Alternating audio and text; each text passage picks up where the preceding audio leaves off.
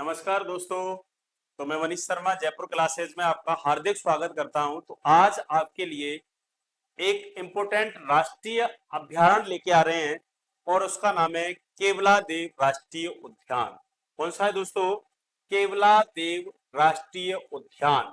तो अपन जो सबसे इम्पोर्टेंट जो अभ्यारण्य है जिसमें से अधिकतर क्वेश्चन आते रहते हैं उस चैप्टर को अपन लेके आ रहे हैं। तो उसका नाम है केवलादेव राष्ट्रीय उद्यान। कौन सा है दोस्तों? केवलादेव राष्ट्रीय उद्यान। तो अपन जो बात करने वाले हैं वो करेंगे अपन केवलादेव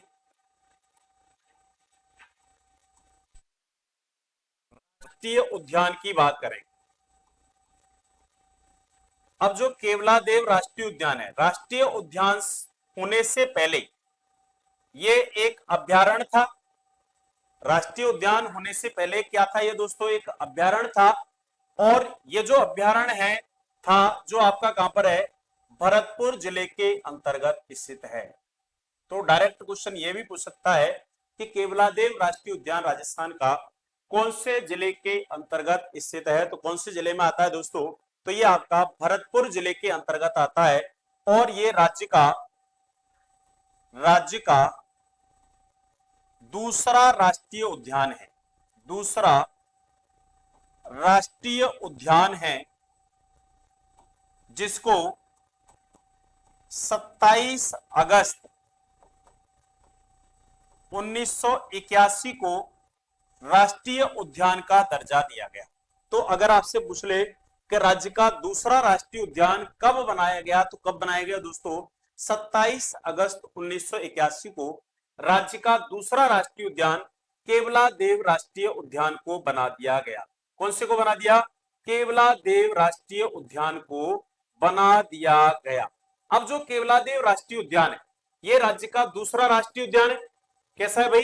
दूसरा राष्ट्रीय उद्यान है। तो क्वेश्चन ये आता है कि इसका नाम केवलादेव क्यों रखा गया है? इसका नाम केवलादेव रखने का कारण क्या है? केवलादेव यहां पर केवलादेव इसमें महादेव का मंदिर है। केवलादेव महादेव का मंदिर है, इसलिए इसका नाम हो गया केवलादेव राष्ट्रीय उद्यान। केवलादेव महादेव के कारण इसका नाम क्या हो गया भाई? केवलादेव राष्ट्रीय उद्यान के नाम से इसको जाना जाता है। अब आता है कि केवलादेव का एक दूसरा नाम है, उसका नाम है घना पक्षी विहार। क्या नाम है भाई? इसी का दूसरा नाम है घना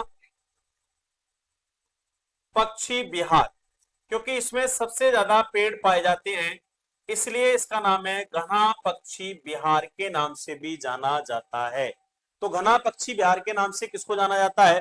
केवलादेव को ही जाना जाता है। केवलादेव में महादेव का मंदिर है इसलिए इसको केवलादेव राष्ट्रीय उद्यान के नाम से जाना जाता है। इसमें केवलादेव महादेव का मंदिर है इसलिए भी इसको केवलादेव राष्ट्रीय उद्यान के नाम से जाना जाता है। यह केवलादेव राष्ट्रीय उद्यान है जो NH 21 पर स्थित है, जो राष्ट्रीय स्वर्णिम त्रिकोण योजना के अंतर्गत आता है, जिसमें आगरा, जयपुर और दिल्ली शहर आते हैं। तो राष्ट्रीय स्वर्णिम त्रिकोण योजना पर कौन सा राष्ट्रीय उद्यान है? तो आपका केवलादेव राष्ट्रीय उद्यान है। केवलादेव राष्ट्रीय उद्यान को 1985 में यूनेस्को की सूची के अंतर्गत रखा गया। तो अगर आपसे पूछ ले कि राज्य में कौन सा अभ्यारण्य है जिसको यूनेस्को की सूची के अंतर्गत रखा गया है, तो वो आपका केवलादेव राष्ट्रीय उद्यान है। कौन सा राष्ट्रीय उद्यान है भाई? केवलादेव राष्ट्रीय उद्यान को यूनेस्को की सूची के अंतर्गत रखा गया है और इसको ही राज्य का प्रथम रामसर साइट घोषित किया गया है। राज्य का प्रथम रामसर साइट केवलादेव राष्ट्रीय उद्यान को घोषित किया गया है। अब जो केवलादेव राष्ट्रीय उद्यान है आपका, ये जो राष्ट्रीय उद्यान है इसका प्रमुख आकर्षण केंद्र क्या है? प्रमुख आकर्षण केंद्र क्या है? तो इसका प्रमुख आकर्षण केंद्र है साइबेरियन क्रेन एवं पाइथन पॉइंट। पाइथन कहते हैं अजगर से, और साइबेरियन किरण आपके सारस जो हैं वो आपके साइबेरियन रूस से आते हैं, और ये इस अभ्यारण्य का प्रमुख आकर्षण केंद्रों के अंतर्गत शामिल किया गया। अब ये जो केवलादेव राष्ट्रीय उद्यान है, इसकी जो जलापूर्ति होती है,